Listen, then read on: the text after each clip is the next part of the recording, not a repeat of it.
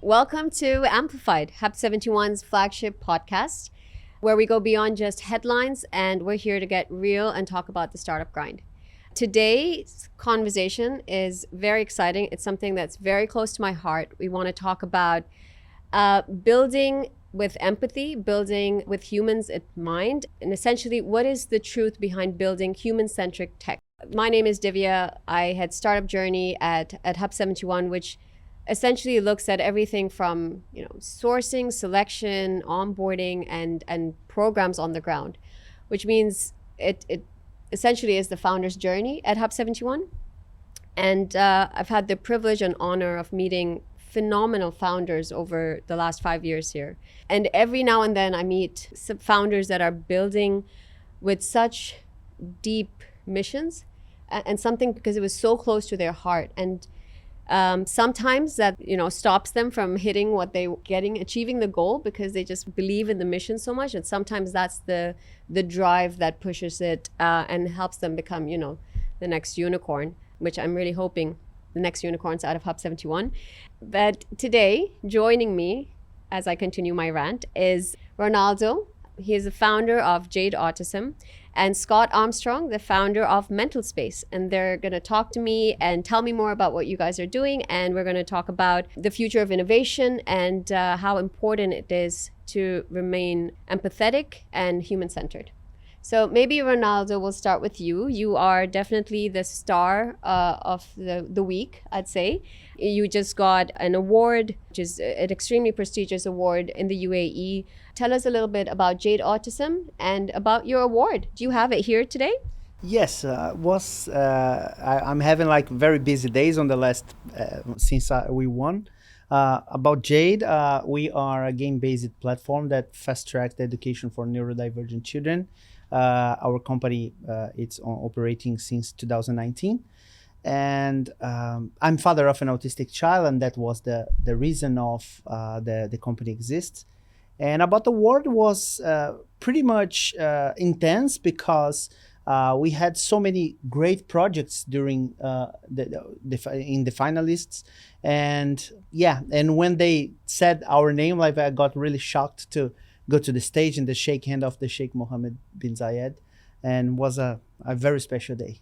Yeah, that must have been incredible because I saw the entire production of the event, and I can only imagine being starstruck or. Was just like Oscars? Did you see? Oscars. There's no. Yeah, it's true. Okay, well, we'll get back to Jade Autism a little bit more, but Scott Armstrong, we'd love to hear a little bit more about you and what you're building. I started Mental about 3.5 years ago.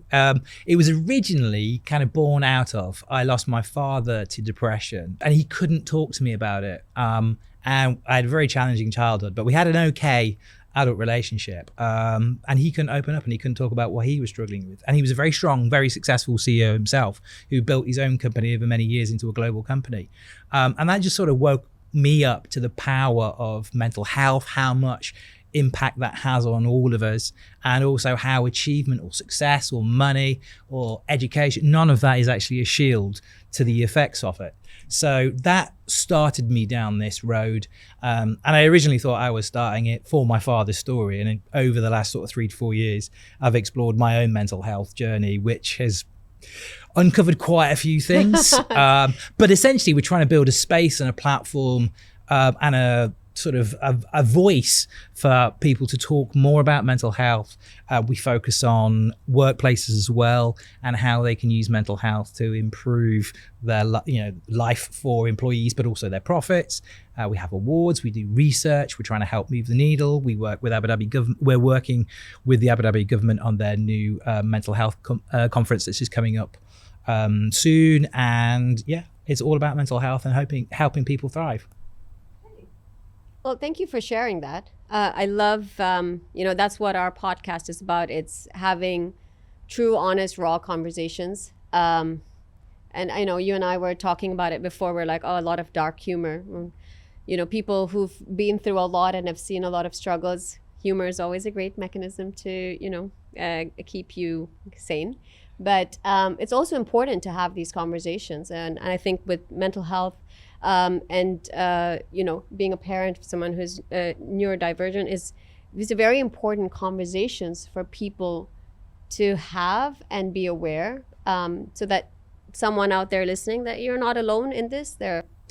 I love what Ronaldo is doing. We've been having a conversation about what he's doing because I was a neurodivergent child and I didn't know about it. I got diagnosed with ADHD literally about 4 or 5 months ago, 52 years old. I left school with 5 GCSEs. So literally I didn't finish high school in US terms. All my teachers basically said, lazy, can't be bothered, never going to amount to much, no potential. I never made it to university. I started working when I was 16 years old as a journalist. And when you get that diagnosis, there is a period of time where you go, I wonder what might have been if, and I don't blame my teachers because obviously that was a long time ago. And there wasn't the awareness, but it's brilliant that, and I'm a little bit on the fence on technology on some aspects, but it's great that, we've got products that are inspired by people who are passionate, and my son is also on the autism spectrum as well. So he's had support. I'm ADHD. So there's a lot of neurodivergence in my family. So yeah, and I think, again, it's so important to have these honest conversations because it's there's so many great tools that can help you. There's platforms and spaces where you can have these conversations, and it's like I can't remember. Someone was saying this to me recently. It's like you get an injury or whatever. I have a broken shoulder, but it doesn't stop you from it. It's not a handicap. It's just fine. I need to know my boundaries and what my limits and how do I work around that. And you need to be able to have that conversation with people in the similar space. But Ronaldo, I'd love for the audience and for us to hear more about your journey with Jade Autism. Like you did say your daughter was diagnosed with autism, but how does that lead into you building Jade Autism? What led you there? Yeah, it's interesting because when people like me and Scott that has a personal background, I think the willingness and the strength to build something is much bigger, and the story becomes like a true story of achievement and willingness. In my case, it was interesting because in that point I was a musician for 10 years. And I quitted university because of the band, because my band was doing well in Brazil at that point. And in 2013, my son was born. And exactly on that year, we were a rock band in Brazil. And it was exactly the year that the rock basically over in Brazil. We had like, have you ever been in Brazil, Scott? I've never been to Brazil, sorry. You have to go. I do want to go. There is a rhythm in Brazil called sertanejo. I think you all know a song like Nossa, Nossa, assim você. This is sertanejo. This is sertanejo from Brazil. I think you need to sing it. Yeah. It's Nossa, Nossa, assim você me mata. Oh yeah, now I've got it, yeah. Yeah, he's married with a friend of mine actually, Thais. Basically, when the sertanejo came, the rock was over in Brazil. So in literally 3 to 4 months, we were making like 9-10 gigs per month. We're doing like 0 or 1. So I said, okay, I have to go back to university because the thing is it's going. You're like, I need now. an education now. Yeah, I have a son. I have a newborn now, and I have to do something. So I went back to university, computer science. And during the university, I discovered the diagnostic of Lucas, and I started for my final dissertation. I wanted to make something that was connected with him. He was always he always liked games and things like that, but I always thought like, oh, there are so many games. Some games are good, but the games don't bring any outcome, not anything useful in the end. So I said, okay, let's see, what if we had something that could bring something useful? So I met my co-founder, Joyce, and she's a neuropsychologist, and I had the technology part, and she brought the neuroscience, and we started to the research to that became Jade in the future. And it was interesting because in that point was not imagine about business or change the world or something. It was just literally to my son play at home and for me to finish the university, because it was my goal on that point. But very quick, like we started to earn to win some awards, and appeared some people willing to invest on us. And I think in 1 year, 1 year and a half, we already had like 20,000 people using Jade. Yeah, and now we have like almost 250,000 in 179 countries. That's amazing. That's amazing. But Scott, where you are today with mental, when did you start it? I mean, yes, I know you did talk to us and tell us why you wanted to do it. We launched 3.5 years ago. Because you mentioned you were a journalist before. Yeah. Since I was 16 years old. Yeah. I was homeless, lived on the streets before I got into journalism. You really have some good stories. I've got more for you. We launched about 3.5 years ago. And primarily it just started as a kind of content platform just to try and put some educated, informed content in front of people. And from there, it's kind of grown into kind of organically as well. I'm almost like an anti-founder. I've got no idea what I'm doing. Everything has been kind of organic, and people came to us. Fortunately, we had some really good supporters, Cigna Healthcare, banks wanting to do financial literacy because there's a big play between financial literacy and mental health, and it's kind of just grown from there. And it's almost like now 3 years in, we hit profit the third year. First year we lost money, second year we lost more money. Last year we made money, not much, but still we made some. And it's almost like this year is the year where we actually go, okay, do you want to actually try and be a proper business as opposed to like a one-man consultancy in a way? Yeah. What is, as you're going and you're talking to people, what are the things that you're learning along the way of how people are reacting to it? Because I think it's become such a buzzword as well. And I think this was probably 2024, 2025. Everyone was saying mental health, I need my space, I need to create boundaries. And it's this big conversation.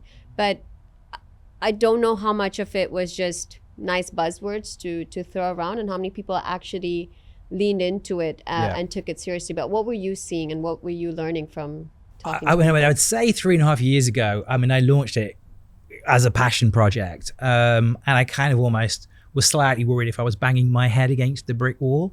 And then I've seen since then, you've seen the governments, Abu Dhabi particularly take it so seriously, new mental health law come in. So obviously the public sector, the government is actually taking this a lot more seriously, or has lent into it so much more than the private sector. But now we have new laws, mental health law. The Abu Dhabi government are doing mental health conferences and really leaning in to the power of that. We see down the road or up the road in Dubai, whichever way you want to look at it, they've got this new mental wealth framework. They're leaning into it as well. So it's getting there, but it's less.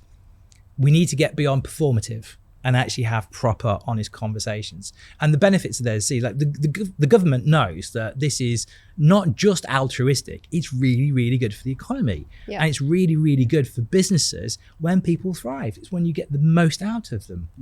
No, I agree with you. And I think it's one thing I love about the UAE, so progressive and it really takes these issues seriously. And I think someone was talking about it recently with in Dubai being stuck in traffic and being like, it takes so much time and it's frustrating. And, companies are being asked to roll out remote working days.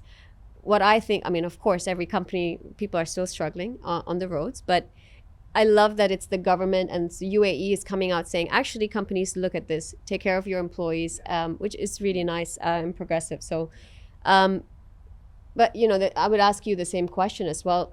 And one thing I did not mention is Jade Autism is a Hub71 startup. Back in 2021. 2021. Yeah. It's probably the first time that I met Ronaldo. It was just coming out of the COVID phase of.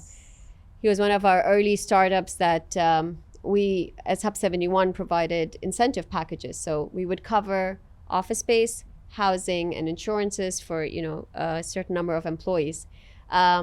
But what a difficult time. It was COVID and we were in a little bit of a lockdown.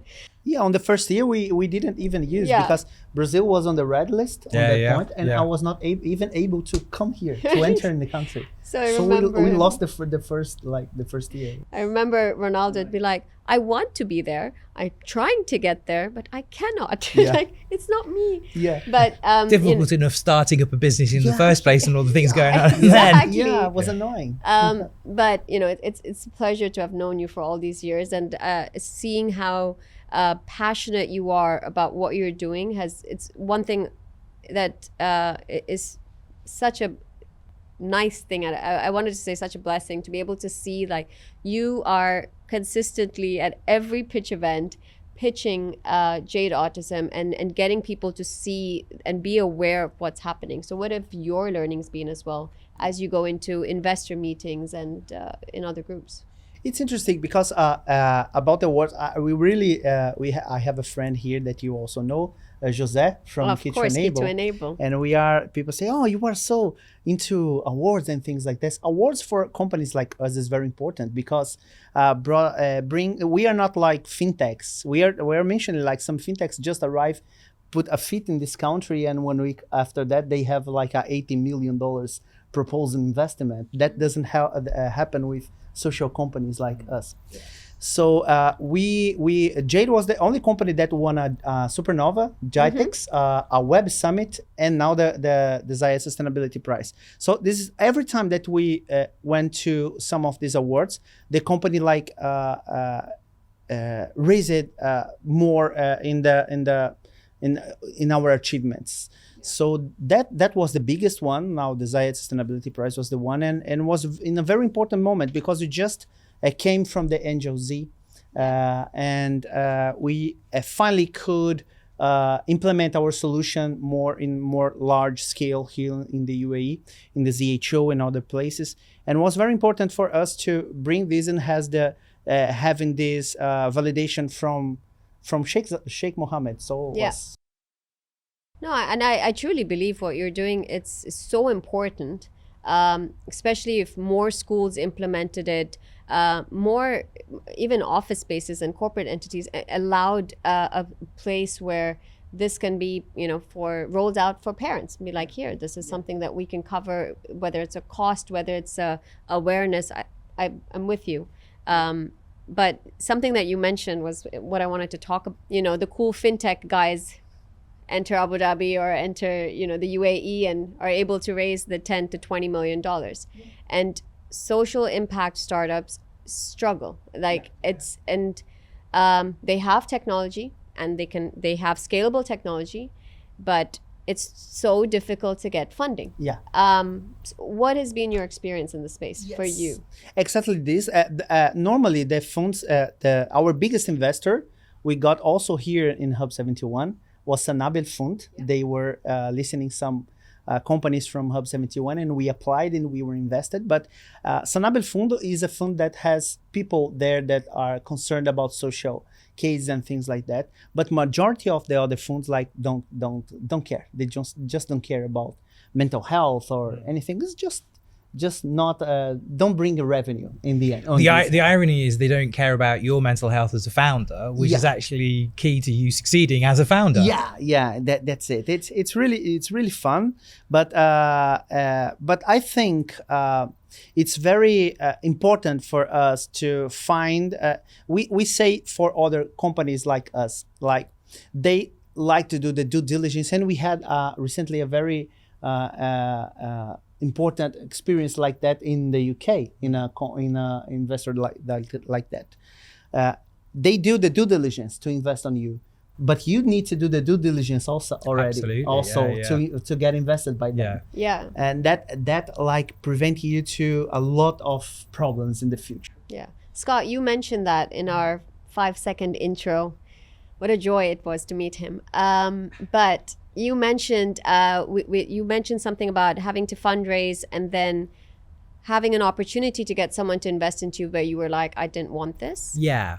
I was fortunate that I raised, it was seed, and it was enough to get me on the road, maybe fund year one of operations, and just to see where we go from there. And as we went around, and where we're looking, I got two investors, both very decent angel investors, both very good guys who care. But we had a few other offers. One was a particularly, almost as a startup, you're like, what, offer. But I could tell that their vision and my vision were two different things. I want to move the needle on mental health. I want to genuinely make an impact. They wanted to find a piece of technology that they could monetize, flip, even if it made no difference whatsoever. So we had two very different visions. And there will be many people that say I am completely and utterly stupid for having turned it down. But then I focused on just like trying to organically grow and kind of work my way through. And also, I don't know if it's different as well, because I worked for other people for more than 30 years. Yeah. So I actually want to learn almost every single part of the operation from the ground up, purely because I'd never done it before. So it was exciting to do. So I didn't want some big funder to come in and take care of everything. I wanted to learn so I could actually grow. And then, maybe this year or next year, if we were to raise, I'd actually know what I would spend the money on. I think that was the other thing that people would go, right, use this and build that piece of technology. And I was like, well, yeah, but how's it actually going to make a difference? Yeah, but people will subscribe. You will get customers. Yeah, but how is it going to add value? How is it going to make a difference? And in the end, we kind of stepped away from it, which was difficult, but it was definitely the right decision. Yeah.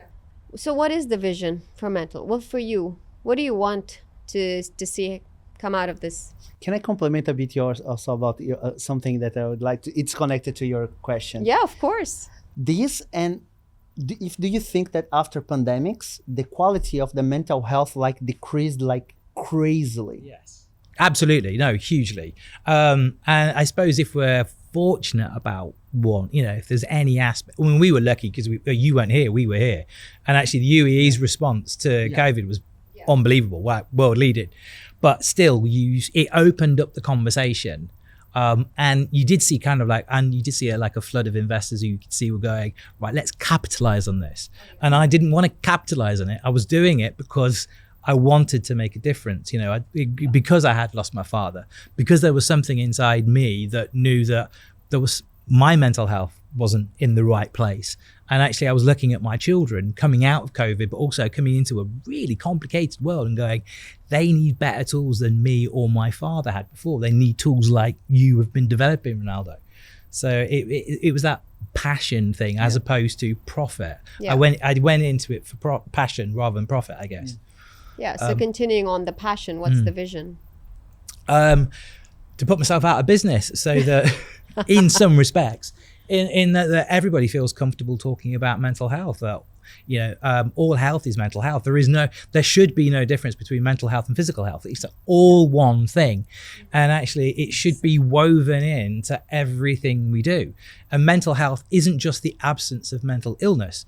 It's how we can all thrive. So it's just creating a space, creating a conversation, creating a movement where people don't feel afraid to lean in. It's removing that stigma from it, so people can access treatment or conversation as much as they need. And the research will tell us that 1 in 3 people here in UAE will be impacted. 1 in 3 people, 3 people on the couch, will be impacted by mental health in their lifestyle. It's me in their lifetime. So we can't get away from this. But it's like, not everybody at the same time needs the same level. We're not all going to be neurodivergent. We're not all going to struggle with depression, but we all do need to thrive. Yeah.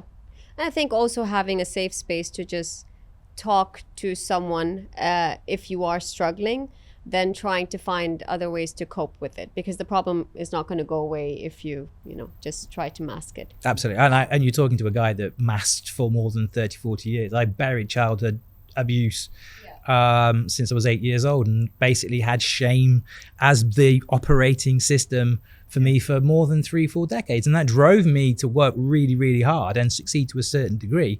But all the time, my mental health was getting worse and worse and worse and worse. So we can't hide from this. It will come out at some point, as it did with my father as well. And it's it's a scary, it's nice to have a place, and I think it's very important. It always, again, I say it goes back to awareness. But coming back to what we were saying before, though, as well, I always find it really, really fascinating because and I've been a business journalist, so I've looked at the statistics around startup failures. Yeah. And, and it's 9 out of 10.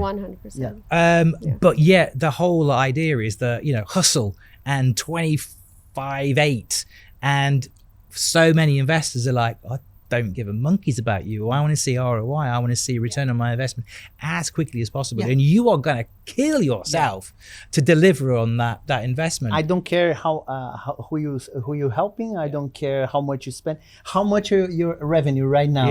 That's what I'm. But how does that make sense from a kind of pure statistics point of view? 9 out of 10 of the projects you're going to back are going to fail. Yeah. And you don't encourage those individuals who are in charge of those projects to actually look after their well-being, so they themselves as founders are sustainable. It's very nice what you're doing. Continue what you're doing. I won't invest, but continue what you're doing. It's so nice. Yeah.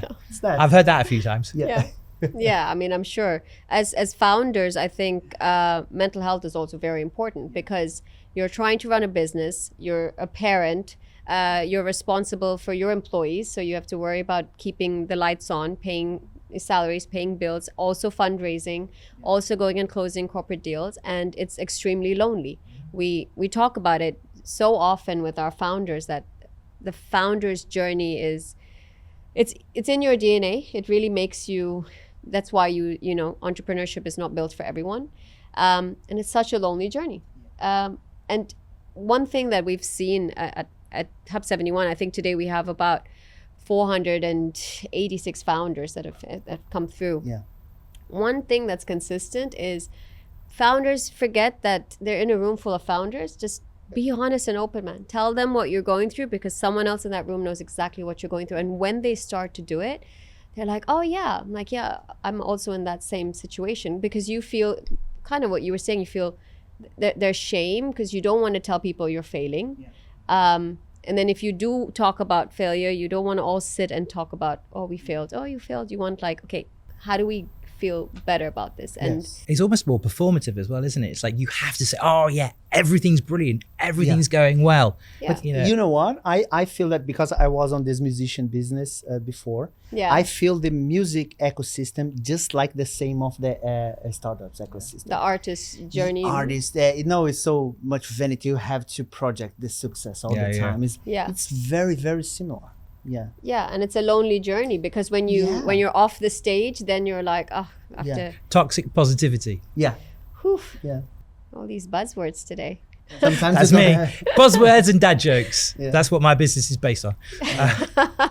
But Ronaldo, just talking about the tech and building Jade Autism, and it's such a important space because you're working with children, right? And trying to ensure that they are getting the best education through the game, through the platform. How are you keeping up with all the trends right now? And I'm sure people are like, what AI tools are you using to make things faster? I think today, I think technology has the capability to sort almost all the problems of the society. And one thing that we always say in Jade, that we are obsessed by the customer, by the user. So we like a lot. So we did a lot that here during the Angel Z, because professionals in the UK, professionals in Brazil, professionals here, they think different. They need different things. And we need to be there to adapt what we have for them. And that's when we bring different, for example, recently about the hiring process here in the UAE, 80% of the neurodivergent young adults are out of the workforce. So recently, for example, we are developing now a program with the FAB, First Abu Dhabi Bank, to help, is a program to help young autistic young adults to be trained because they normally they learn technology much faster than other people normally, some of them. So we can have this to bring them to the workforce and allocate them in some specific companies that are part of the program. Wow. So it's a very inclusive part because we are today we help on the diagnostic, we help on the education and treatment, but now also we want to help them when they grow, and we don't want that all of them be dependent of the parents. Your parents one day will die. So what will happen? Oh, you guys can get dark very. Yes, you're right. It's true, but you just threw out that statement. Your parents will die one day. Thank you. I know. Thank you. But I love talking to the two of you. But walk me through that. So what part of when you work with Fab? So are you doing an awareness session, or are they actually using the platform and you're able to diagnose and assess which stage they're in? Walk me through what's the journey of the tech look like. This specific program, what we are developing with them, it's in process now of development of the details. But basically, we are going to bring young autistic young adults, autistic that has some interest in technology, for example, and we train them to be designers, to be software developers, to do some IT tasks that we can train them in 3 to 6 months. And after that, we can allocate them in other institutions. There are other companies around the world doing something similar. And their rate of success on this is more than 90%. After the program, more than 90% stay hired on the company after that. So it's really nice to include them on the workforce because they need to develop their lives and earn money and things like that. Yeah. Maybe Scott, you can tell me more about mental as well. Like, what part of it is more awareness and external? Do you have a platform where people can, I don't know. I know we have a startup called Takallam that helps connect you to counselors and psychologists online. Like what is mental as a platform? So, it's more of an awareness platform, and we have content, but we're also a physical place. We exist in real life as well. So, which is why we have annual awards, which is why we go out and do events. It's why we do workshops. I was in Muscat yesterday. I'm the chair of a wellbeing in the workplace conference, and we were running workshops, and a lot about that was about humanity and actually how organizations can lean into their humanity so that they actually use AI and technology as tools to empower rather than replacements. And I think this is where I come to sort of tech, and that debate is, what Ronaldo is trying to do is put a piece of technology in the hands of a human being to help the human being succeed, or to help the human being identify potential and help that be realized, as opposed to, this is going to be really more efficient if we just replace this person with a chatbot. Because that might work, even though anybody who's ever used a chatbot in the world of finance is incredibly frustrated by that experience, and it's bad for your mental health. In the actual health sphere, human beings are incredibly important, and when we try and replace them, often with pure technology, often that leads to unforeseen circumstances and unforeseen consequences. Kind of touches a little bit about what I was going to ask next, which is what is your advice then for someone who wants to build in this space, right? Social impact. We were talking about it, me sitting on the other side. Of course, I'm not building the tech. I just get to judge everyone in my throne. But it's hard. How is the air up there on your? It's excellent, actually. Quite lovely today. I'll go first of it, because this guy's doing far more than I'm doing. Like I'm kind of like small scale, but for me, what resonates and why I feel connected to Ronaldo is I started it because it was an authentic passion. There was a real genuine reason. I think particularly in the impact space, if you're going in there because you think you've seen an opportunity to make money, don't. No, that's what I was up to say, because I feel like when happen things like what happened to me and to you, it's not something that you think, oh, I'm gonna make something for mental health. No, there was a thing inside of you, and for me, what I think is that it's like you receive a call. It's a call that you cannot. You cannot not be part of that. I've seen platforms come and go in the 3.5 years that I've been going, where they raise millions, and you could be slightly envious for a hot minute, But then a year later, they've spent all of their money, nothing to show for it, and no customer base, no brand, and then they disappear. Whereas, you know, the thing that's going to keep you going the hard yards is that personal reason, is that passionate reason. That's the secret, I think. Yeah. You feel the problem. You are the problem is your problem. So you feel that you need to do something about it. And I think the social impact, when I see that, for example, here, I told about there was a video in our social media that had a lot of impact. Child in a wheelchair using Jade and doing like this and so happy, and I said, like, for me it's like it was my son doing that. It was just like that. So it's very nice for us. Like I came from a very small city in Brazil, and I'm here like in the other side of the world, and the technology that born there is making impact here. So that's the power of the social impact, the social companies. Yeah, that's so good.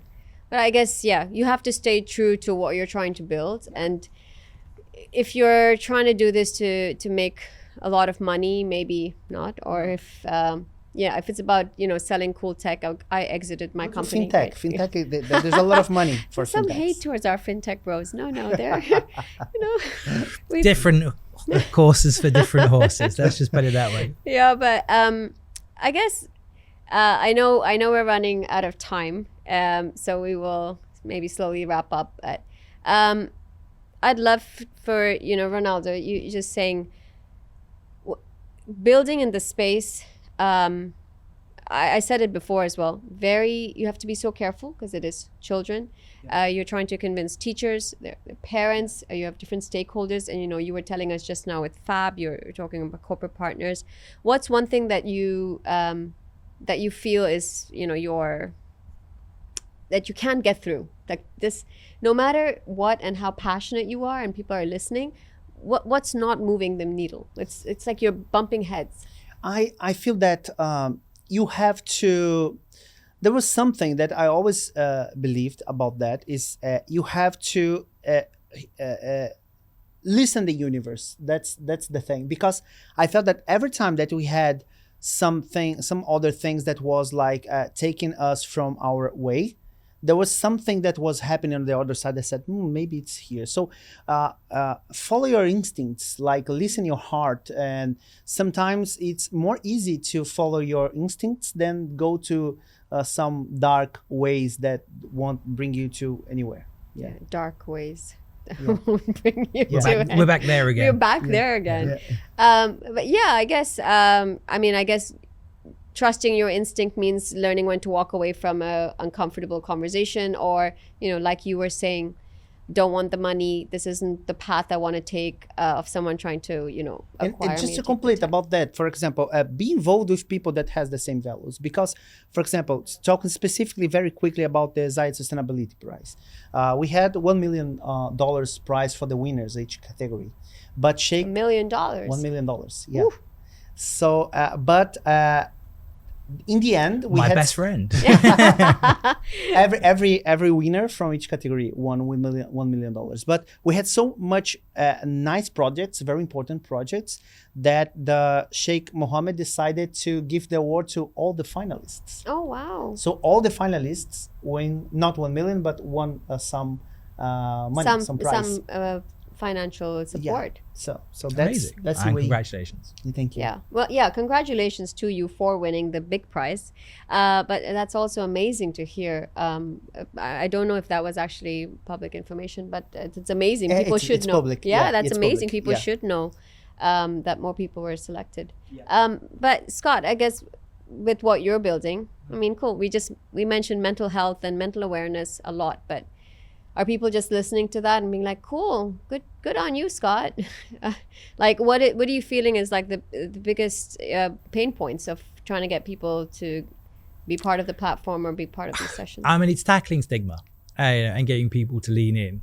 And that is awareness, and that is just getting out there and getting the conversation across. Like, I mean, it's every time I sit down in a room, and there's only one of me right now, but people are desperate to talk about their mental health.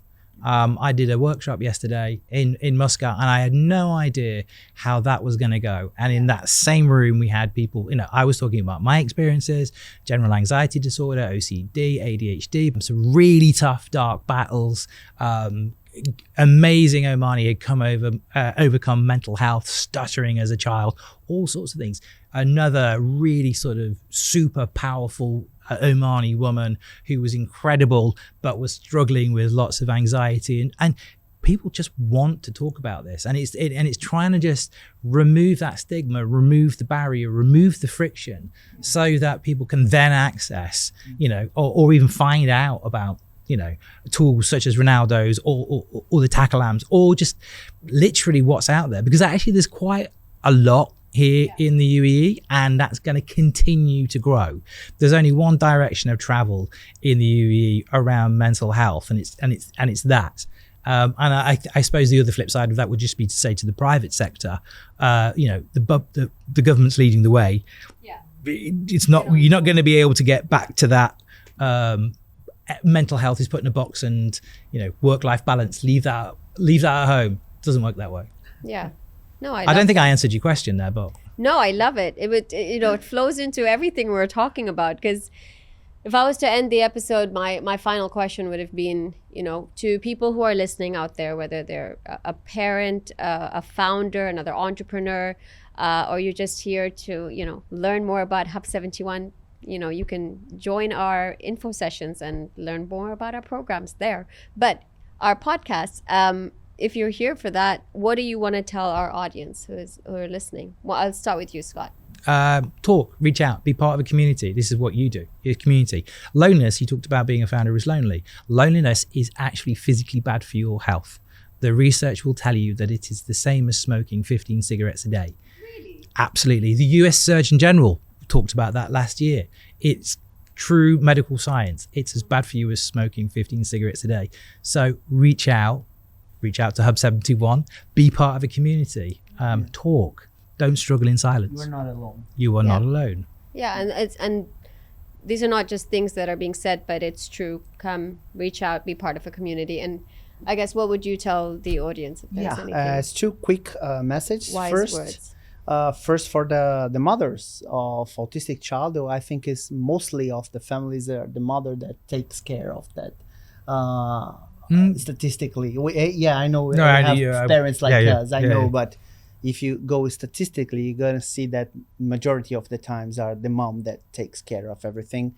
And I would say, there are people that is fighting and doing things to make the things easier. And I hopefully in the next times, in the next years, is going to be much easier for everyone with the technology that are growing. And for the startups, apply for Zayed Sustainability Prize. The application is open. I'm already making that note. Can I say one more thing? What we really need to do is remove shame from this conversation, and particularly as well, shame around neurodivergence. I was at a conference last week, and a very well-meaning professor walked out on stage to talk about how we create neurodivergent workplaces. And he talked about them and their weaknesses and how we can accommodate them so that they can still be part of, they can still be productive while we make an exception for them. And he outlined a menu of services, none of which would have made any workplace worse. Yeah. All of them would have made the workplace better for everyone. Yeah. And it was, and also the other thing was, at no point did he use the word ask. Yeah. Ask people what they need. So it's kind of remove that shame. Hopefully mental can create the conversational space that people are not afraid to lean into Ronaldo's tool and go, my son or daughter's autistic. And that means that, like a left-footed striker, they can score 100 goals as long as they're played in the right position, as long as they're given the right tools. That's not accommodation. That's just empowering people. Yeah, and I think it's you said it so beautifully, Scott. I think there's no them or that. It's I think as human beings, we have to remember that you're dealing with other human beings. Ask And if someone tells you, you know, yes, I'm neurodivergent or I'm on the spectrum, I do not like certain things. Like I don't like being, you know, put into a room for a confrontation. Please, you know, I prefer if you give me verbal feedback. Great.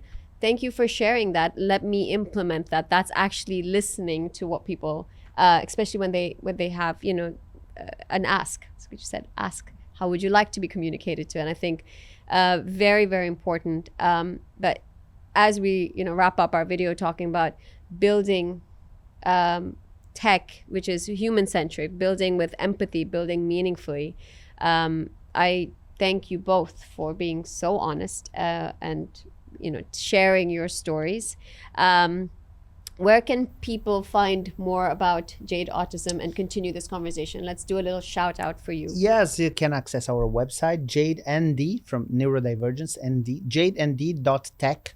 So you can find everything there. Our social media also, Jade ND Global. And yeah, and we are there.